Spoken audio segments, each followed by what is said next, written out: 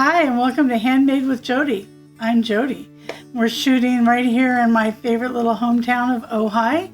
If you ever come to Ojai, be sure you let us know and we will direct you to the best knitting, the best knit shops, the best handmade things.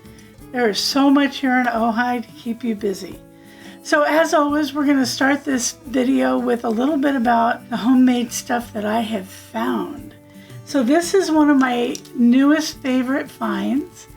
These are earrings and they're made by a young girl named Annalise, and she has some great earrings. I will put her website information so you can look at all her pieces. My sister and I, we love to go looking for handmade things, and we found these crystal rings in Los Angeles. And of course, when I first saw it, I thought, oh my gosh, who would ever wear that? And then I shopped around and I went, maybe I should go back and look at that again. Looked at it, thought, well, maybe I should try it on. Of course, next thing you know, I'm walking out with it because it's just too cool. Back in my excess days, which have never really left me, I got interested in doing wrist cuffs. And this is a crocheted project. I put all these crocheted flowers, some beads, some other beads to connect it. It was just one of the funnest projects. Some antique buttons, and I have sold these, so occasionally you'll find me post one or two for sale, but they're very, very fun. Fun to make, fun to wear. And then, how could I not talk about buttons?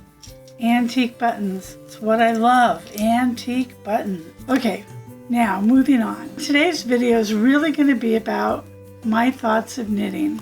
So, as I try and put out there in the beginning of these videos, these are not tutorials. I'm not here to teach you how to do something. Those videos will be coming along, but right now it's just pretty much hanging out with you on my video, talking to you, and just letting you know what I got going on. I find that I teach a lot of beginner classes, and there are a lot of things that I think are important to all of us. First and foremost, enjoy your knitting. Relax, breathe, get up and stretch once in a while. I find a lot of people get so intent on what they're doing that pretty soon they're holding their breath. Knitting is supposed to be enjoyable. So slow down, enjoy what you're doing. There's a certain aspect of knitting that you really should be mindful. If you're knitting a pair of socks for your husband, think about your husband while you're knitting them. Knit a little bit of love, knit a little bit of good faith into that project as you knit it.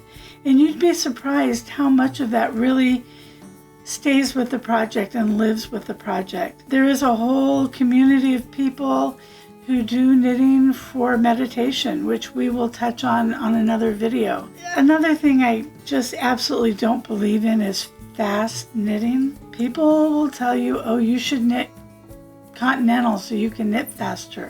Who cares how fast you're knitting?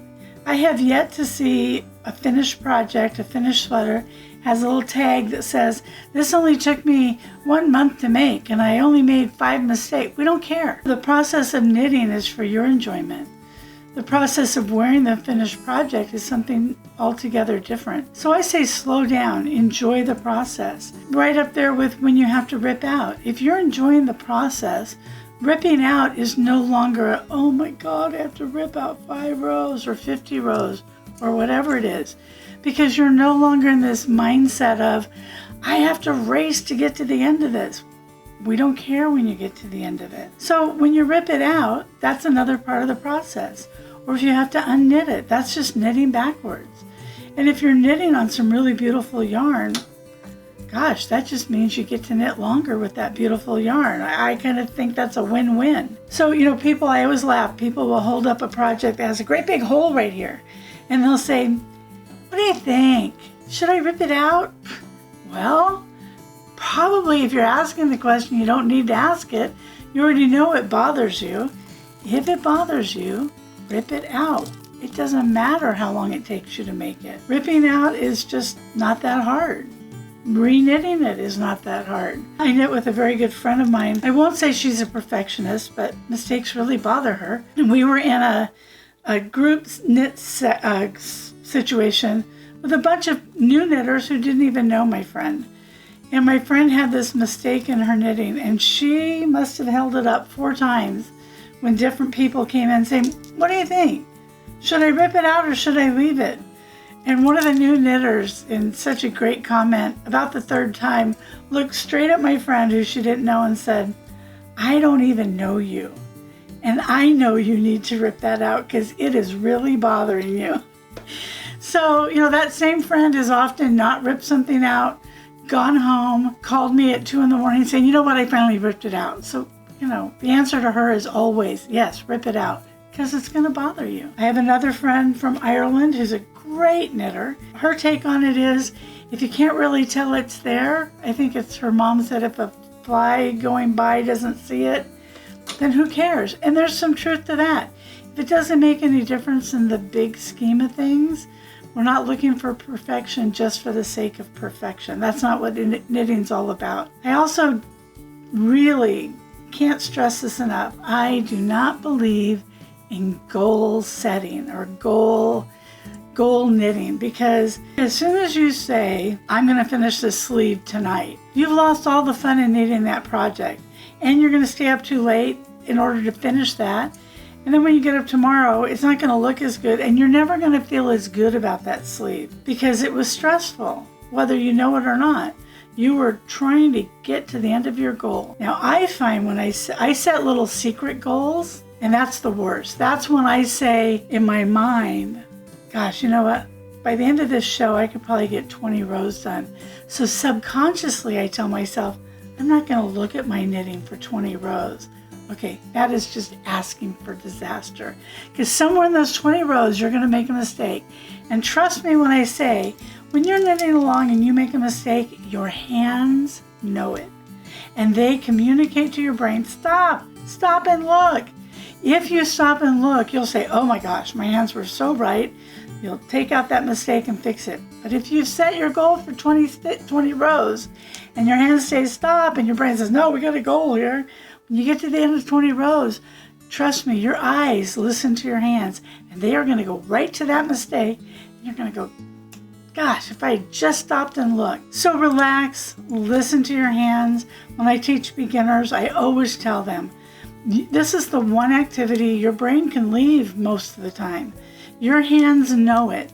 Your hands are talking directly to your brain. You're following the directions, you're feeling the yarn. Your hands know what they're doing. They don't need a whole lot of guidance. In talking about your hands, here's another really important thing to point out. As you knit more, you end up collecting a stash of yarn. And the more you knit, the bigger that stash gets. Now, there are some people who can't stand having a stash of yarn. They have to give it away. They have to use it up. For some reason, somebody's attached some sort of stigma to, "You're a bad knitter if you didn't use up all your yarn." Well, my yarn gives me comfort. I love my yarn. So I don't feel any need, unfortunately my family is sad about this, but I don't feel any big need to finish up all my stash. I love all that yarn. Sometimes, and my kids will tell you this is true, sometimes I just pull everything out of my closet so I can look at it again and then put it away. It's so much fun. Once in a while when I do that, I'll find something that I'm no longer interested in. This yarn no longer speaks to me. In that case, I gift it to somebody who it does speak to. So it's still going to live a long, happy life and be some wonderful project, just not mine. But most of my yarn I will keep as long as it takes before I want to use it, which brings me to the other person, the people who feel like, I better not buy any yarn for that sweater. Surely there's something I have. Well, maybe not. I think you do yourself such a big disservice when you use up yarn for the sake of using it. You will never like that project as much as if you had bought yarn for that project or found something in your stash that just jumped out and said, "Oh my gosh, make me into that sweater." But if you go into your stash saying, "Nope, I'm not buying any yarn, I'm going to use something I have," chances are you're not going to be as happy with that project. Now, if it's a project for somebody you don't really like so much, who cares how great the yarn looks in that project? Make it and give it away, but that's really not how I knit. So don't be embarrassed about your stash. Be proud about your stash. It's a good thing. Thank you so much for watching this video. I hope you enjoyed it. I hope you learned something new. And don't forget, you, your neighbors, everybody you know should subscribe to this channel, like this video, and hit the little bell icon so you know when we posted a new one.